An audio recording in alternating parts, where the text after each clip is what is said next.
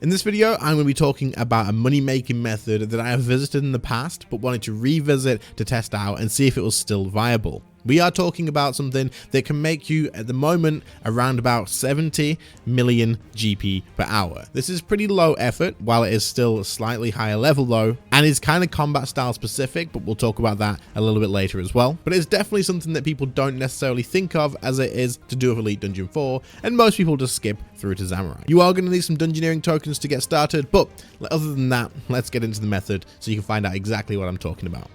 So what exactly am I talking about? I am talking about trash runs in Elite Dungeon 4.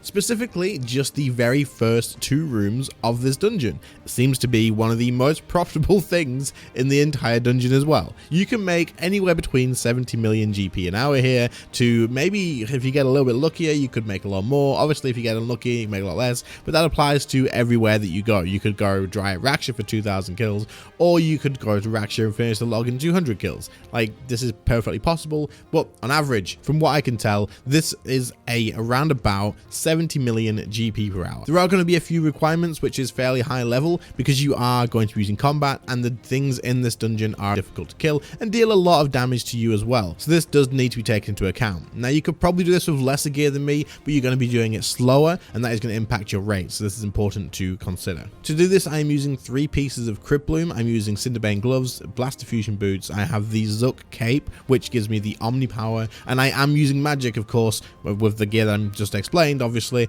and I am using Greater Chain as well. Greater Chain is incredibly helpful in here, and I think probably one of the most important things out of everything else. So the gold requirements to get started are pretty high. Now you could come here with lesser stuff, absolutely you could. It just would be a little bit slower, and obviously the faster you do this, the better it's going to be. To actually do this as well, you're going to need to have some dungeoneering tokens so that you can use the lucky charms from the dungeoneering reward shop. This is vital because without this, the method becomes around about 20 million GP an hour at the speeds that I was going. The major bit of the profit is all from these lucky charms, so you absolutely want to be using them. I also do believe this is the best way to spend your dungeoneering tokens if you're wanting to change it into gold. It does take a bit of effort in comparison to other methods, but this is absolutely the best way for like GP per token. Okay, so on screen would have been my gear set. You can pretty much just copy this if you wanted to, but the only things I really need to mention, like I say, is the tank gear with Animate Dead. I'm using a Wembuck for AoE. I'm using Cinderbanes and Blast Fusion boots, as you will be using Detonate a lot. I also have Insight Fear as my main spell. This is because you'll be using Tsunami a lot as well. AoE is king. Greater Chain is absolutely important, and I use Magma Tempest as well, which helps speed up a lot. If you don't have Magma Tempest, you could get away without using it, but it does help out a lot. In my inventory, I'm just using Overloads and Prayer Renewals. There's not really anything else in here that I'm using. You don't need the food whatsoever if you're using the Crypt Bloom stuff, but without it, you probably will. And I'm using a Ripper Demon as a familiar, but again, it doesn't matter too much. The Ripper Demon just helps out a little bit. Okay, so gear covered, let's talk about how the method actually works.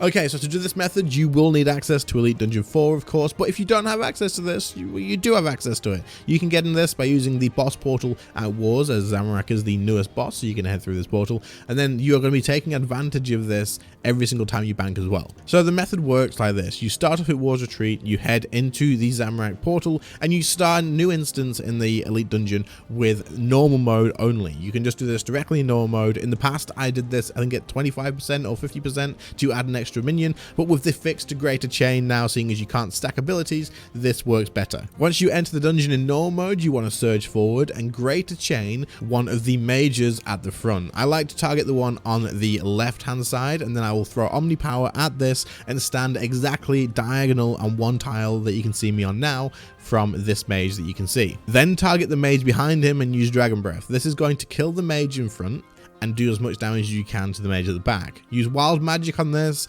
and then use a bleed on the other one and just kill them off as fast as possible. The only reason I've showed you this so specifically is after the hours that I've done this for, this seems to be the fastest way that I can figure out to get through this. By this point, the mage has come around through the door. You want to kill this mage off or else it's going to heal things down further along. Then after you've killed the healer, you want to bladed dive and surge into this area by the barrier that you can see me going to now. Make sure you stand in the far corner, that way you will pull everything all nice and close together, and then drop a magma tempest down so that all of them are being rained on by fire. There is a specific NPC here that you want to target that has more health than everything else. You can notice this because it is the one that is in the red robes. You want to target that with Greater Chain, walk through them and stand at the back of the group and use Greater Chain followed by Detonate and Tsunami. This will clear most of the group off for you as long as you did have the magma tempest down, and will get you through in probably the fastest way that I can find out so far. I'm sure some of you guys will be able to improve on this, but that is the fastest I've been able to do it. Teleport out, go to the altar in War's Retreat so you can reset all your abilities,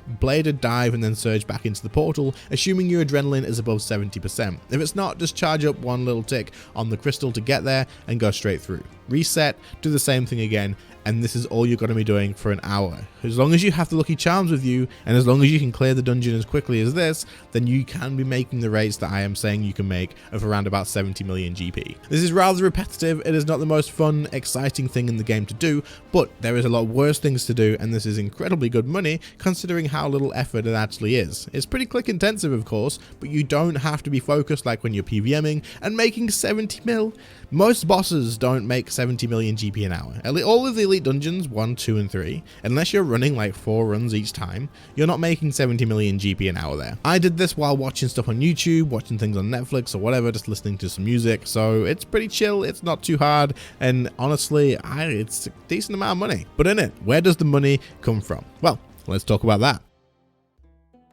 So where does this money actually come from? Well, these slivers are obviously where the money is coming from in this dungeon and in this method. These slivers are what is going to carry the majority of your wealth, and in fact, specifically the pain slivers, which is the blue ones, is where the majority of your money is coming from. Don't get me wrong, the others still have profit in them. The strength ones you can pretty much write off as trash though, in my opinion. I think the profit is around about 200 to 300k, but the blue ones are a hell of a lot more expensive. In fact, the prices for you will be on screen right now. Of course, these prices will change as soon as the video is released, but they will restabilize as they did last time. The pain slivers are 16 million GP each right now. 16 million. That is absolutely crazy, absolutely insane, why this money making method is still relevant today. The power ones are 3.2 million GP, still a decent amount, but the strength ones are a measly 400k each, so that's not overly good. That being said, it's still extra money, and at the end of the day, it is what it is. But these all still make profit, but obviously the main one you want to be following for is the slivers of pain. All of these slivers can drop in bundles between 3 and 5 on the monsters that you are going to be killing. The elite dungeon does have the opportunity to double this drop when you get it. However, I have yet to actually have that happen to me, so it is obviously rare, just like everything else. That being said, it is still a possibility, so if you manage to get yourself 10 of these blue slivers in one drop, then holy crap, good for you. Across the 4 hours that I did this for, I managed to get myself 13 of these blue slivers at 16 million GP each. You're looking at 208 million GP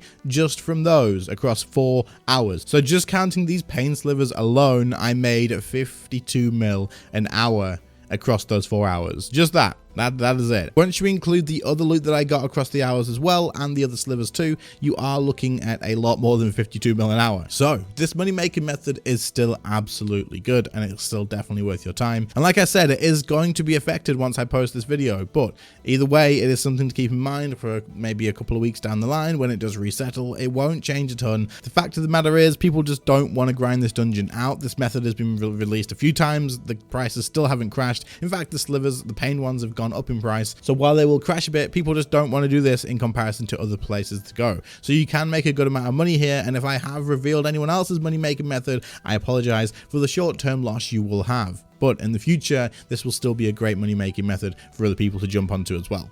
So the final thing I'm going to mention is, what should you be making for these? Well, I showed them on screen earlier when I showed you the prices of stuff, but I figured having its own section to talk about it is probably important for anyone coming back to the video to find out. So the reason that you would want to make the enchantment of affliction with the pain ones, the enchantment of dispelling with the power ones, and the enchantment of savagery with the strength ones is because this doesn't require a lot of overhead in cost. These are the lowest cost ones to make, and they do provide the most profit in the end. The reason being is you will have to spend a little bit of time getting the materials for this, but not a whole lot. They take archaeology relics along with some cheap other materials too, except for the strength one, as the reason that they're so freaking bad is because the materials are the glorious bars, which are pretty expensive. These are definitely the best things to make as of making this video. If this does change, then you'll have to obviously check the pricing yourself. But as an example, the enchantment of affliction is 1 necromantic focus, 15 slivers of pain, which both of these cost you nothing to get, you just have to grind them out, and then 3 onyxes is the only other cost to this. So you can basically price check the affliction